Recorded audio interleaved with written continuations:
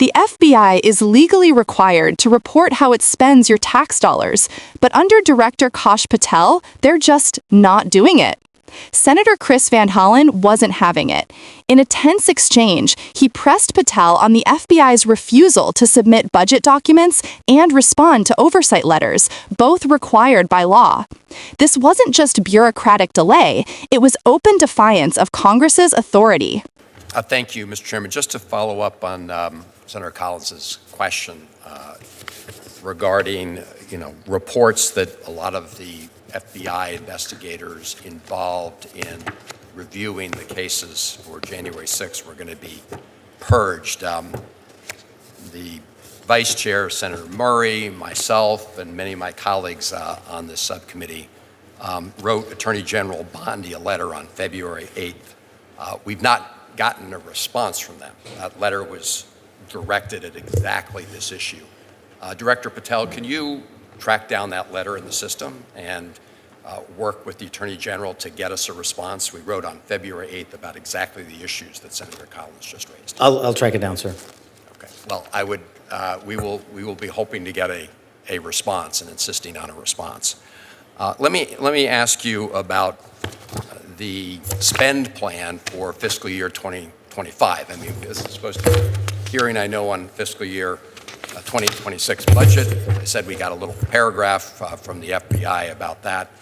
But one of the things this committee and the law requires are spend plans for the current fiscal year. In fact, when we passed the continuing resolution, we required that agencies provide their spend plans for fiscal year 2025 within 45 days of enactment. We're now 54 days after that, and we've gotten nothing from the FBI. This is a typical spend plan. For example, this is for fiscal year 2024, the most recent fiscal year.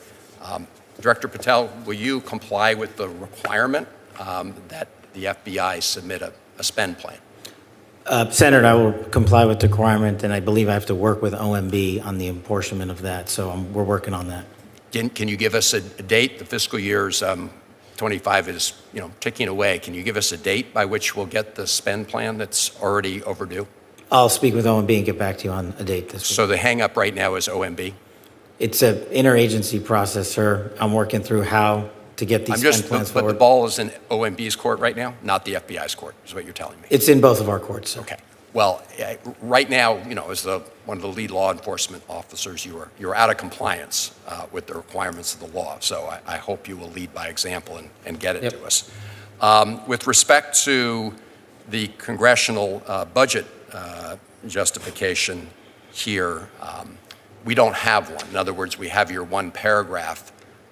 We usually get, as I mentioned in my opening statement, a full justification, which helps this committee do its work in terms of putting together the budget. Can we, I believe that's within the entire domain of the FBI. Can you commit to getting us the budget justification for the FBI? I will work with the department to do that. Okay, so that's a yes? I will work with the department. I have to report to DOJ on that and work with them to get you that plan. Okay. All right. Well, I'm glad we are holding this hearing, but we obviously, Mr. Chairman, we really don't have a budget to work with. Let me ask you about your testimony the other day in the House, Mr. Director, where I think you conceded that the budget request, as skinny as it is, was really not adequate to meet the mission. In fact, I think you testified that you would really need another $1 billion. So would you agree that this budget that's been submitted is inadequate to meet the needs, and that your testimony yesterday about it, that another $1 billion are required to meet the mission? Is that your view? Senator, I think my view is that we will make and agree with this budget as it stands and make it work for the operational necessity of the FBI. And as the head of the FBI, I was simply asking for more funds because I can do more with more money. Well, I understand that OMB has a say in this, obviously, but I think your testimony yesterday was important and revealing that as the director, you believe that another $1 billion over and above the current level was really necessary to complete the mission. And it does put this subcommittee in a difficult position because really we rely on you and others to persuade the OMB and the president to submit a budget that meets the needs and requirements of the FBI. And clearly, at least based on your testimony in the House, you don't think that that's happened. Thank you, Mr. Chairman.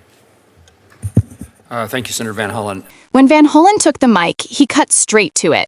He reminded Patel that the FBI had ignored a February 8 letter signed by multiple senators demanding answers about reports that January 6 investigators were being purged. That letter, still unanswered, months later.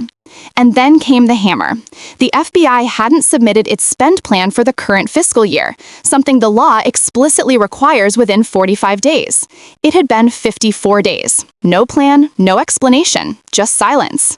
Van Hollen didn't sugarcoat it. He called it what it was, non-compliance. Right now, you are out of compliance with the requirements of the law, he told Patel point blank. Patel, cornered, tried to share the blame, saying it was an interagency process with OMB. Translation, it's not just my fault. But Van Hollen wasn't buying it.